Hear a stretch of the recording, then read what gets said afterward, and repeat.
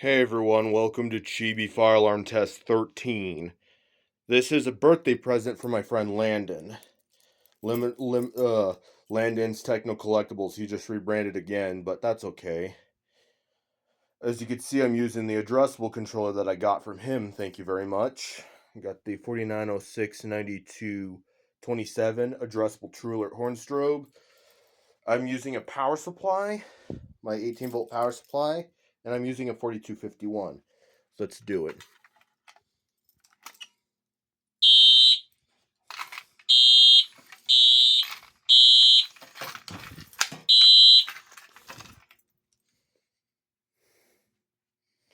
So yeah, I guess we'll just, for fun, let's just key activate it.